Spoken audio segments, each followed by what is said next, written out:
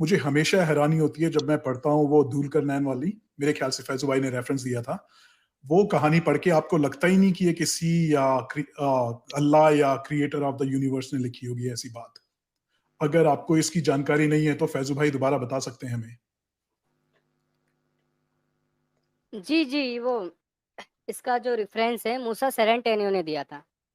उसने बाकायदा उस किताब का हवाला दिया कि मैंने इस्लाम इसलिए छोड़ दिया क्योंकि जो अरामिक लैंग्वेज में किताब लिखी हुई है, जो आज से 2000 या 2200 साल पुरानी है, उसके अंदर ये कहानी है। अब बताएँ कि अरामिक लैंग्वेज कितनी पुरानी है? क्योंकि अरबी कोई ज़बान थोड़ी ना है, ये तो एक बोली थी। जैसे हमारे इंडिया में होती है भोजपुरी हो गई, हरियाणवी हो गई, ये बोली हैं। भाषा क्या होती है? हिंदी हो गई, मराठी हो गई, पंजाबी हो गई, ये भाषा है। उसी तरह जो एंशिएंट जो लैंग्वेज थी, ज़बान थी, वो अरामिक थी और दूसरी थी पर्शियन। तो उसमें से जो कहानियाँ थी, वो उठाई गई हैं। ठीक है? तो वो जो जुल्करनैन वाली कहानी है, असल में वो जुल्करनैन नहीं, किसी और का ज़िक्र है। बहुत से लोग बोलते हैं कि वो अलेक्जेंडर है, जिसने ये देखा था कि वो अ दुनिया कहाँ ख़त्म होती है वो देखना चाह रहा था। ये सूरज कहाँ ग़ुरूब होता है। वो जाता है, वो देखता है कि एक गंदे पानी का तालाब है, वहाँ जाके वो डूब गया, उसने लिख दिया किताब में। अब वो कहानी चलती, चलती, चलती वो अरब आ गई होगी। अरब में फ़ेमस होगी, लोगों का ईमान होगा। रसूल अल्लाह ने कहा, "अरे! ये तो अल्लाह का करिश्मा था, लो, कुरान की आयतें ये बना दी।" लोग तो खुद कन्फ्यूज़ होते थे कि रसूल अल्लाह कब हदीस बोल दें, कब कुरान की आयतें बोल दें। हाँ जी भाई। बाकी बस यही बोलना था आपकी वीडियो देख के मज़ा आ जाता है और जब भी नॉन मोमी जॉइन करते हैं सीरियसली जो मोमिन वाली स्ट्रीम में बहुत अच्छा नहीं लगता हमें भी। हम भी खुद बोलते हैं तो आप कभी उस पे गुस्सा मत करना भाई। वो आपको हाँ भाई। फैन है आपके इसीलिए आपको रखते हैं। ठीक है, थैंक यू भाई। करते रहिए अपना ओके, काम। थैंक यू ऑल द आने के लिए। बेस्ट। ओके, थैंक यू आने के लिए। आशीष भाई बोलिए आप। क्या हाल है भाई, कैसे हो? भाई एकदम अच्छा, एकदम मजे में, बोलिए आप। मैं ना जब ये वीडियो आया था ना उसका, ये राजा सिंह वाला, तो मैंने रात को ही देख लिया था और मैंने कमेंट्स पढ़ने हाँ शुरू कर दिए थे। बिल्कुल जब शुरू-शुरू में आया था ना इसका मेन चैनल हाँ इसलिए हाँ नाम था, हाँ हाँ मैंने हाँ हाँ हाँ हाँ मेरा लिंक है आई नो समथिंग, तो उस वजह से मुझे हाँ लिंक पहले मिल गया था। तो हाँ मैंने हाँ ना मेरे दिमाग में आया कि इन्होंने जो वीडियो डाला है, नीचे कमेंट्स जब पढ़े तो सबने वही कि हम आएँगे, हम करेंगे, इसको मारेंगे, ये वो, अल्लाह इस पे सबने कहर गाली दी थी हाँ, उसको। उस सुनो पे आप सबने आपने गाली नोट दी थी उसको सुनो ना, मैक्सिमम। मैंने क्या करा, मैंने उसके रिप्लाई में ना हर किसी के कमेंट के बाद ना रिप्लाई में मैंने ये आयत डाल दी, ए ईमान वालों उन्हें बुरा ना कहो जिनको वो अल्लाह से के सिवा पूछते हैं, अन्यथा वो भी आपके अल्लाह को बुरा ही कहेंगे, विद रेफरेंस।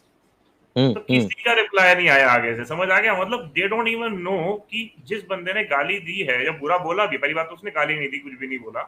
उसने अगर बोला भी है तो वो किस चीज़ के लिए बोला है कि तुम उसके भगवान को गाली दे रहे हो? तो दिस आयत जो है आई बिलीव ये मैं सही आयत बोली ना, गलत तो नहीं बोली ना मैंने ये? तो अगर ये फैजू है भाई। तो इनको ये वाली मैं आयत मैं आपको बता देता हूँ, आई थिंक नंबर भी है। अल अनम जुज 7 हिज 14 पेज 127।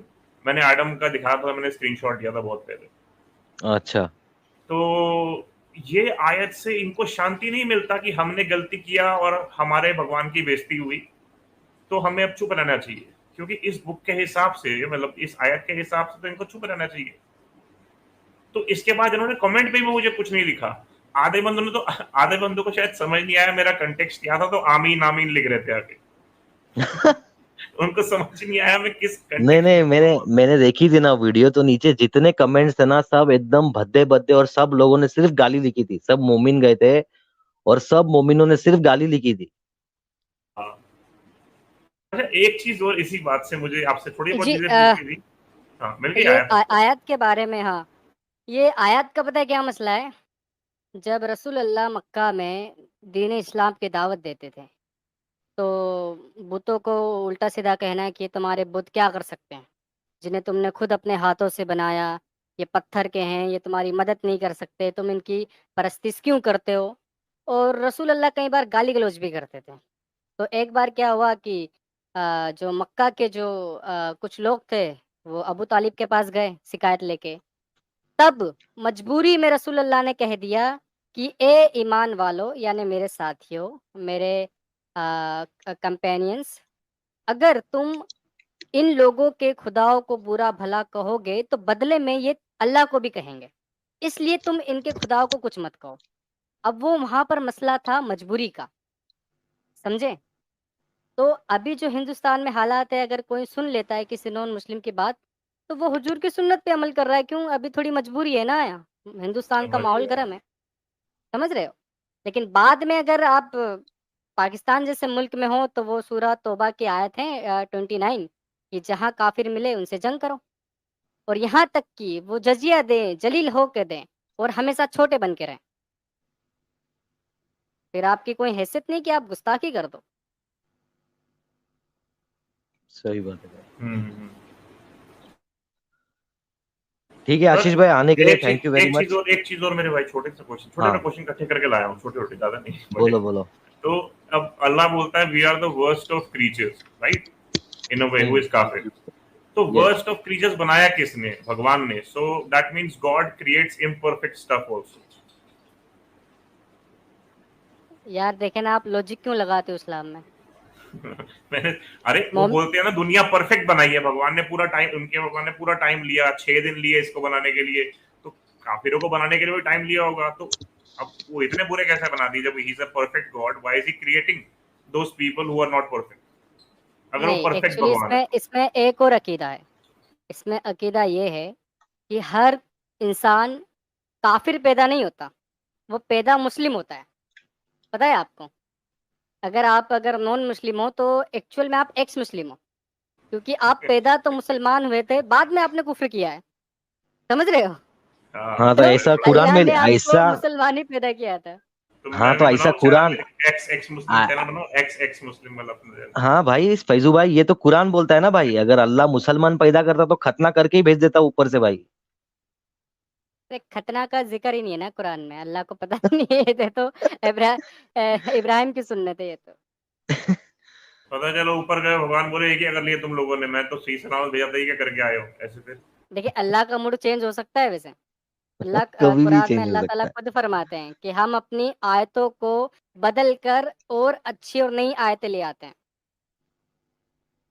ये कभी मेरे को ऐसा लगता है कि पुराने टाइम में ना, देखो टेक्नोलॉजी नहीं था, कुछ नहीं था, तो एक फॉर एग्जांपल अगर आप एक छोटी सी मैजिक ट्रिक, आज की एक पत्ते को गायब, लाइक कार्ड को ना, प्लेइंग कार्ड्स को गायब करने की ट्रिक अगर मैं उस जमाने में दिखा देता तो मैं भगवान बन जाता। Do you think I have a point in this? क्योंकि कुछ भी मैजिक ट्रिक आज के जमाने की कोई कर दे वहां पे, लाइक आपने एक हाथ में सिक्का रखा है, हाथ बंद किया और खोल दिया, सिक्का गायब हो गया, लोग पागल हो जाते होंगे उस जमाने में। तो नहीं, ऐसा नहीं है। अगर आप देखें, अगर आप जादूगरों की बात करेंगे ना, तो मक्का के उस दौर में रसूल अल्लाह से बड़े बड़े जादूगर थे, ठीक है? और सिर्फ रसूल अल्लाह इकलौते नहीं थे, और भी कई सारे लोग थे जो अपने आप को नबी होने का दावा करते थे, ठीक है? जजीरा अरब में ये आम बात थी। ज़ेरू अस्सलम से लेके पूरा का पूरा अरेबियन पेनिनसुला, ये कहानियाँ चलती रहती थी। जैसे हिंदुस्तान में अवतारों की कहानी है, ऋषि मुनियों की कहानी है, वैसे अरब में ये आम बात थी कि कोई ना कोई उठ के नबी बोल देता था अपने आप को। तो मोहम्मद साहब ने भी इसी टेक्निक का इस्तेमाल किया। लेकिन देखें, मोहम्मद साहब ने खुद कहा है कुरान में, मतलब अल्लाह ने कहा है कि हमने इन्हें कोई भी तिलस्मी या कोई भी मोजज़ाती सिफ़ात देकर नहीं पहुँचाया। ये बस एक आम इंसान है, बस कुरान की आयतें आपको बोलेगा, आपको ईमान लाना है। बाकी आपको कुछ प्रूफ़ करके नहीं दिखाएगा, कुछ नहीं है इसके पास, खाली हाथ है। बस ईमान लेकर आ जाओ। तो अगर रसूल अल्लाह से बेहतर अगर कोई जादूगर आज कोई उसका दीन होता, तो कम से कम हो सकता था उस जादूगर में थोड़ी बहुत इंसानियत तो होती यार। लेकिन इस बंदे ने तो कुछ नहीं किया, ना जादू दिखाया, ना कुछ दिखाया, अपनी बातों से पलट गया, अपनी ज़बान से मुकर गया। ऊपर से जिन लोगों ने उसे सहारा दिया, उन्हीं पर ज़ुल्म सितम किए। इसके जैसा शख्स तो मैं कहूँ कि अगर मुझे कोई टाइम मशीन बना के दे देना, तो सबसे पहले मैं इसी के पास जाऊँगा। मैंने भी यही सोचा था, रिवाइंड करके यही चीज मिटाई जाए ताकि सब कुछ प्रॉब्लम खत्म हो। सब और प्रॉब्लम जी सॉल्व हो जाएगी भाई, दुनिया की प्रॉब्लम सॉल्व हो जाएगी। रसूलुल्लाह ने खाली एक ही मैं जादू किया था, अकॉर्डिंग टू कुरान रसूलुल्लाह ने एक ही जादू किया था, चांद के 2 टुकड़े किए थे, वो भी किधर मिलता नहीं भाई, कौन से चांद के टुकड़े किए क्या मालूम भाई। अरे भाई मुन्ना अगर भाई, आ, अरे हमारे नबी ने खाली एक ही जादू किया है, 1.2 बिलियन लोगों को टोपी पहनाई है, बिल्कुल बस यही है। और नीचे की टोपी उड़ाई है, ये भी जी याद बिल्कुल रखें। बिल्कुल। वैसे फैजू भाई, क्या एक ऐसी हदीस नहीं है, हमें टाइम मशीन में भी जाने की जरूरत नहीं है। अगर हम अपने मोमिन भाई को खाली वो हदीसें दिखा दे जो कि ऑथेंटिक हैं, सही हदीसें हैं, और वो अगर उनको मान ले तो ही इस्लाम छोड़ देंगे। एक हदीस जो मैं आपको बताने जा रहा हूँ, और प्लीज करेक्ट कीजिएगा अगर मैं गलत बोलूं तो, उसमें एक ओके। सहाबा थे हमारे प्यारे नबी के, तो वो हमारे प्यारे नबी जो भी आयत उतारते थे और बोलते थे, तो ये वाले सहाबा लिख लेते थे। तो एक बार इन सहाबा को सूझी कि इनको एक सजेस्ट किया जाए, एक लाइन चेंज कर दी। तो प्यारे नबी ने बोला हाँ हाँ ये ऐड